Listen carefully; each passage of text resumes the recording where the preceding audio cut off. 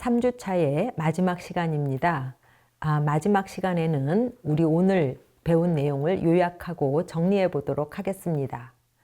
첫 번째 시간에는 외국인 노동자의 유입과 그 찬반 논란에 대해서 다루었는데, 이번 주 수업에서 그 한국으로 유입되는 그 이민의 세 가지 흐름 중에 특히 동남아인의 노동이민에 초점을 맞추겠다라고 우리가 전제를 하고 나서 1990년대 초에 왜 필리핀 사람들, 방글라데시인, 그리고 파키스탄인들이 더 유입되었나에 대해서 우리가 살펴보았지요.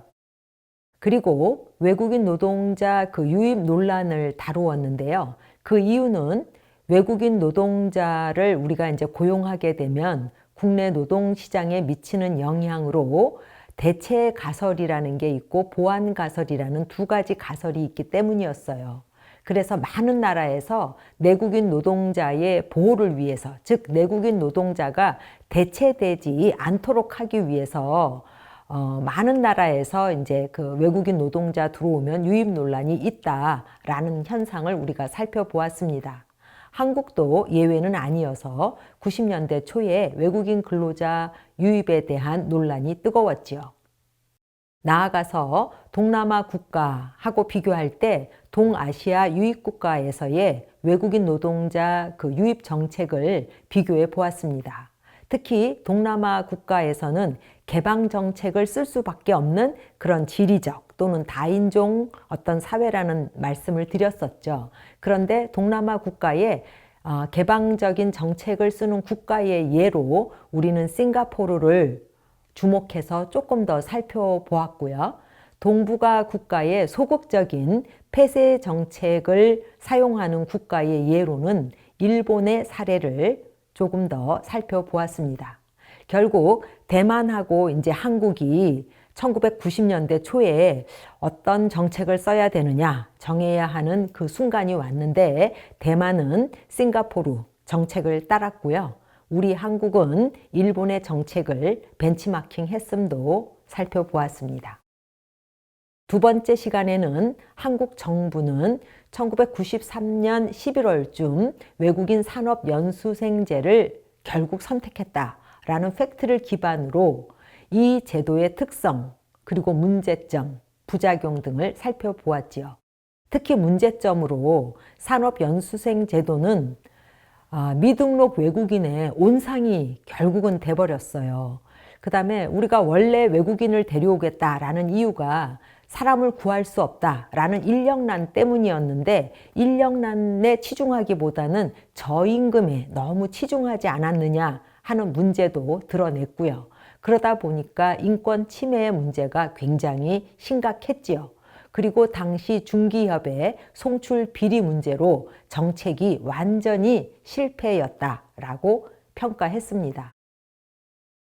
그리고 나서 당시 이제 93년, 그러니까 90년대 초 한국 정부의 선택이 우리나라가 처음 겪는 일이어서 이게 실수였느냐 아니면 실수가 아니냐 또 우리는 살펴보았는데, 저를 포함해서 학계의 평가는 이거는 당시의 실수가 아니고 의도적인 정부 전략이었다. 그 이유는 1987년 이후 한국은 이제 막 그 민주화 이런 거를 겪으면서 자유민주주의 국가로 나아가고 있었지만 90년대 초 우리의 자유민주주의 정도는 지금보다는 상당히 낮은 상태였기 때문에 외국인의 인권 이런 거에 대한 고려가 전혀 없는 그런 선택이 가능했다. 그래서 당시 정부가 몰라서 한 게 아니다. 의도적으로 한 거였다라고 평가했었지요. 세 번째 시간에는 1990년대의 시민사회 운동과 이런 시민사회 운동이 이러한 정책 변화를 위해서 어떻게 노력했는가를 살펴보았습니다. 94년, 95년 명동에서의 외국인 노동자들의 그 시위도 우리가 살펴보았고, 법원의 판결이 미친 영향, 즉 당시 그 한국에서는 사법부의 역할이 매우 중요했음도 살펴보았습니다. 그리고 한국 시민사회 운동의 변화를 살펴보았지요. 1987년 이후에 우리의 시민사회 운동이 이제 물 위로 떠올랐고요. 특히 종교계라든지 노동계가 이민자 문제에 먼저 관심을 갖고 이들을 지원하는 단체를 만들고 1995년에 외노협으로 하나로 이렇게 뭉쳐졌다가 이후에 다시 해체되는 모습도 간략히 살펴보았습니다. 특히 문민 정권이 이제 시작과 함께 시민 단체들의 성장이 이제 눈에 띄게 되고요. 이것이 이제 참여정부 때는 시민 단체의 영향력이 더욱 커졌음도 살펴보았습니다. 네 번째 시간에는 2004년 고용허가제로의 변화에 주목하면서 고용허가제의 원칙, 가장 중요한 특징, 도입 절차, 효과 및 의의, 그리고 최근의 이슈들도 다루었지요. 고용허가제의 주요 원칙은 5가지였죠. 첫 번째는 보완성, 두 번째는 산업구조 조정 저해를 방지하는 것, 세 번째는 송출 비리를 방지하는 것, 네 번째는 단기 순환, 즉 정주를 방지하는 것, 다섯 번째는 차별 금지, 즉 동일 대우 원칙이라고 말씀드렸지요. 그런데 이 중 가장 중요한 건 2가지, 차별을 금지, 그 다음에 송출비리 방지, 즉 공공성, 공공기관에 의한 선별과 관리라는 점도 아주 강조했었습니다. 나아가 고용허가제가 우리나라의 여러 부분에 미친 효과라든지 의의도 살펴보았지요. 그러나 제도가 시행된 지 20년이 되어가면서 고용허가제와 관련돼서 최근 몇 가지 이슈들이 가시화되고 있음도 살펴보았습니다.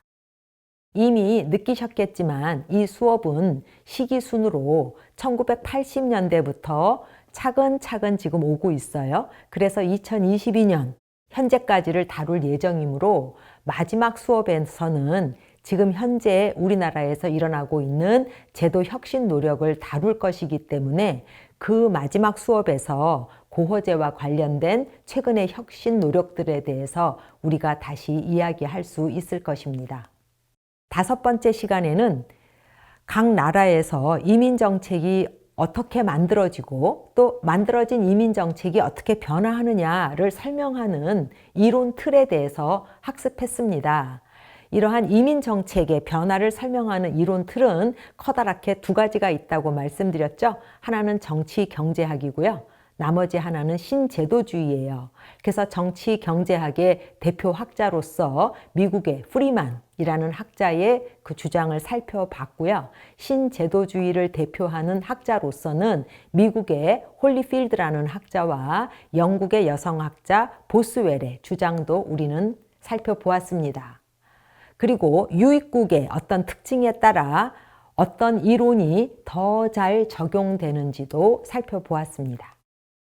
이상과 같이 이번 주의 수업을 통해서 외국인 산업연수생제부터 고용허가제로의 변화를 겪은 우리나라의 노동이민 정책의 변화가 잘 이해가 되고 그 배경이었던 1990년대부터 2000년대까지의 한국 사회의 변화들이 잘 이해가 되셨다면, 머릿속에 어떤 이미지들이 떠오르신다면 이번 주 수업은 잘 진행이 된 것입니다. 다음 시간에 뵙겠습니다.